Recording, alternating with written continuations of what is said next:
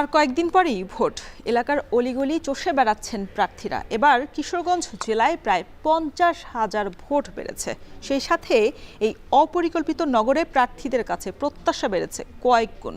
এ নিয়ে সবশেষ খবর জানাতে কিশোরগঞ্জ 1 আসন থেকে যুক্ত হয়েছেন মশিউর কায়েস। কায়েস, জানাবেন যে ভোটাররা কি কি দাবি জানাচ্ছেন প্রার্থীদের কাছে?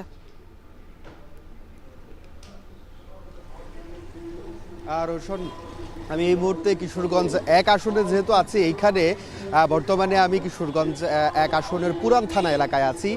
অপরিকল্পিত যে নগরীটি রয়েছে, যেটি বলা হয়ে থাকে, এবং ভোটাররা যে বিষয়টি বলছেন যে এখানে শিক্ষা, সংস্কৃতি কিংবা শিল্পায়ন কোনোটাই কিন্তু পরিকল্পিতভাবে নেই, এবং সবচাইতে যে সম্ভার রয়েছে কৃষি এবং মৎস্যের এই হাওর অধ্যুষিত অঞ্চলগুলোতে, সেখানেও কিন্তু সেটার খুব একটা পরিকল্পনা ছেটাফাটা নেই। আমি যদি বলি যে এখানে যে যাতায়াত ব্যবস্থা থেকে শুরু করে যাতায়াত ব্যবস্থায় বর্তমানে যে ইজি বাইকগুলো রয়েছে নগরীর, সবচাইতে ভোটাররা বলছেন যে এটি কিন্তু অনেকটাই গলার কাটা হয়ে দাঁড়িয়েছে, এবং তারা প্রার্থীদের কাছে এবার ত্রয়োদশ জাতীয় সংসদ নির্বাচনে যেটি প্রত্যাশা করছেন, পরিকল্পিতভাবে কিন্তু গড়ে তোলা হবে এই নগরীকে। Amrapali fruit syrup, real magic in every drop.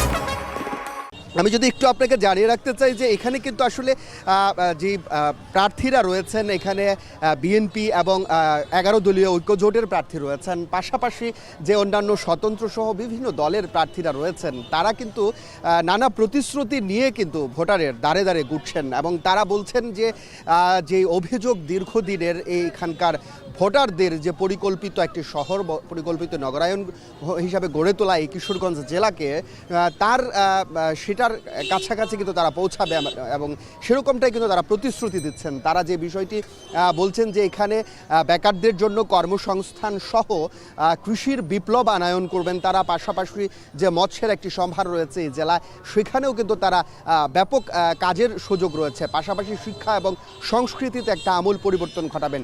এমন নানা প্রতিশ্রুতি নিয়ে কিন্তু তারা আসলে ভোটারদের দ্বারে দ্বারে ঘুরছেন, এবং তারা যে বিষয়টি ভোটারদেরকে বলছেন, যেহেতু একেবারেই ত্রয়োদশ জাতীয় সংসদ নির্বাচনটি একেবারেই কাছাকাছি সময়ে এসে পৌঁছেছে, এবং তারা কিন্তু এই মুহূর্তে আসলে ডোর টু ডোর তারা প্রচারণায় বের হয়েছেন, ওঠান বৈঠক করছেন, এবং প্রচারণার বিভিন্ন আঙ্গিকে কিন্তু তারা চালিয়ে যাচ্ছেন তাদের প্রচারণা। তবে তারা ভোটাররা কিন্তু এবার যে বিষয়টি বলছে যে এবার যেহেতু কিশোরগঞ্জ জেলায় ভোট বেড়েছে, প্রত্যেকটা আসনে ভোট বেড়েছে, ভোটারদের পরিমাণ বেড়েছে, সেক্ষেত্রে দীর্ঘদিন আসলে এই কিশোরগঞ্জ জেলা অযত্ন অবহেলায় পড়েছিল ভোটারদের, এরকমটা দাবি। তারা বলছে যে আমাদের এবার প্রত্যাশাটাও কিন্তু বেড়েছে, তাদের যে বক্তব্য।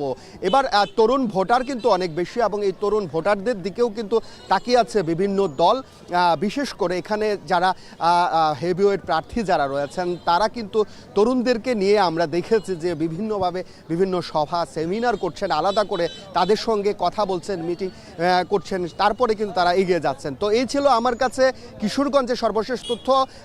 4:30টায় আজকে ভোটারের ইশতেহার নামে একটা প্রোগ্রাম রয়েছে আমাদের, সেটা দেখার আমন্ত্রণ জানাচ্ছি সবাইকে।